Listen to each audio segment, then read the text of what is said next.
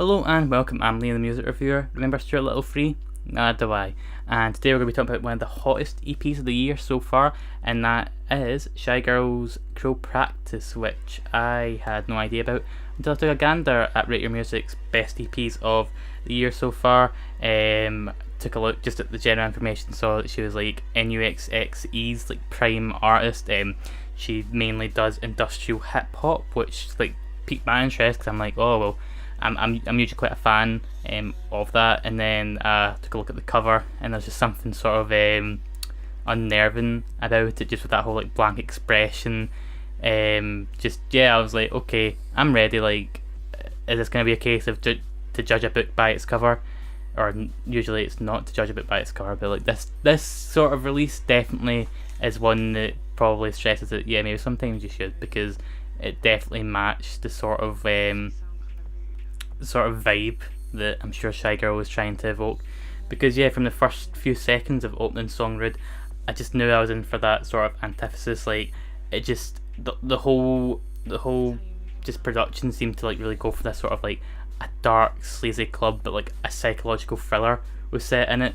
And it started to kind of remind me of that Black Dresses record that came out this year due to that production, though I think it's definitely handled a lot better on here. No shade meant to be thrown at Black Dresses for that Waste Isolation album. It's just something that I noticed, and it was like when I was listening to it I was like, oh, that's kind of like that, especially with how it's trying to like really tap into like just this really haunting atmosphere. And just the aforementioned, I didn't even mention them, the strings and beats on here, they work really well with each other, and then they just start to like mutate and start like the chemistry's just like all over the place. And that really does start to like put you into this sort of like, you're on this ride, you're not getting off, and a part of you doesn't want to get off it either, because it is just really sort of entertaining. I think that was the whole thing that Shygirl was trying to go for on here, because I had all the lights off when I first listened to this, and even when I hadn't subsequent times, with like your headphones on, it is meant to feel like a really kind of like claustrophobic listen. So she succeeded with that. And just speaking of Shygirl in general here, her presence on here, while it can be sort of one note a lot of times, because like her delivery isn't usually all changed that much. I do think that like how she like haunts these songs almost like a spectre, and that's almost why she's going for that sort of delivery, especially with like some of the stuff she says that we'll get into later on. Just how she like constantly chimes in with these anecdotes and just fears, just kind of all builds up to the song Oh, which is probably the standout song on here that could easily be played at some like bass night at a club, which sees like Shygirl trying to like tap in to the whole haunting angle this EP goes for, because she basically just tells like a tale that's almost as old as time, with the whole somebody at a club just not getting the hint, and Shygirl just trying to just is getting more and more frustrated with it. And it's just something that anyone that's ever been to a club will either experience themselves or just have heard from somebody. And it's just the way that it's trying to like tell that tale, but in a way that is like almost like it sounds as scary as I imagine it probably is. Boosted by these kick drums that really just like amp up the pace and just amplify just the general sort of like, as I say, claustrophobia of this EP. Though I need to stress that Shygirl herself, like I say, even though her delivery is pretty samey, it doesn't mean that the way that how her vocals are like dark but soothing at the same times. Like, I do feel that they're strangely comforting, especially with how the general production is like hectic and all over the place. It's like having somebody lead you through just like a really hellish place, and they're just the only person there, so you're just like, you put your faith in them, but like maybe there's something about them that you don't so much trust about them, which is just a really cool thing for like an EP to do in such like a short space of time. Like, it's super effective, and I wouldn't want to say this is like a jarring release, and I don't want to say like it's super experimental, because it is. The production is quite accessible to like a certain degree, but I don't think this is going to be an EP for everyone. But I feel like that's good, because it doesn't ever sort of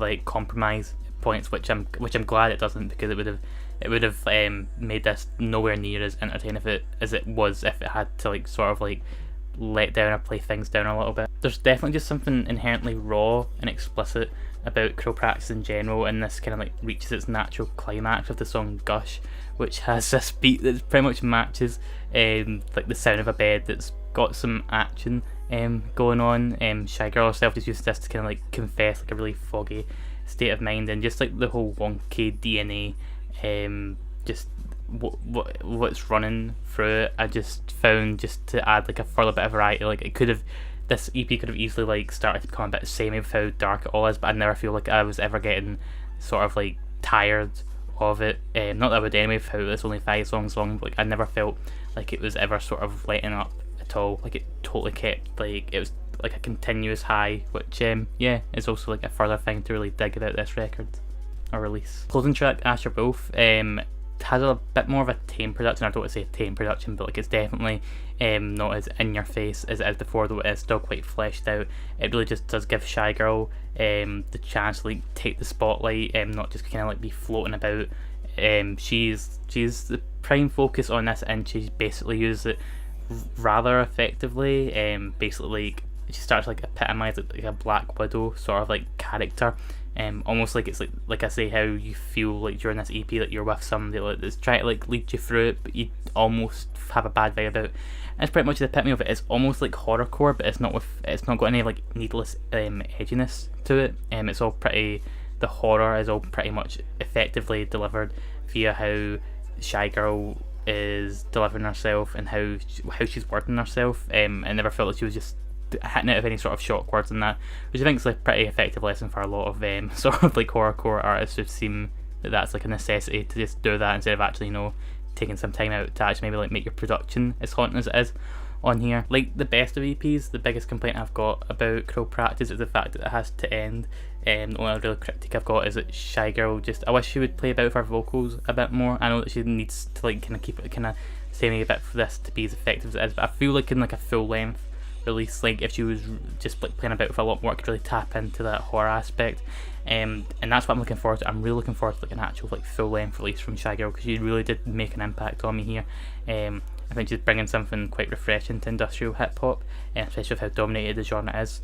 And yeah, that's about it. If you guys haven't listened to this, I would thoroughly recommend that you go out and listen to it, especially because I don't think it's been getting nearly as much coverage as it should be getting, bar the fact that it's pretty high up in rated music, which is a good thing. But for me, I'm going to go for a solid 8 on this EP. I had a great time with it, because I had a fun time with it, which I did, but like in a really different way than you usually affiliate having a fun time with.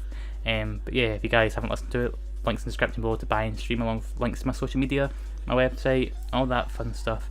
If you have listened to it, let me know down in the comments below, favourite songs, what you loved about it, what you might not have loved about it so much.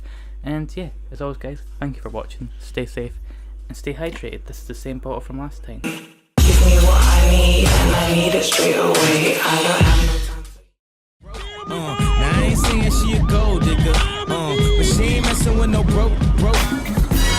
Gotta testify, come up in the spot looking extra fly. For the day I die. Another masterpiece. Late Registration from Kanye West.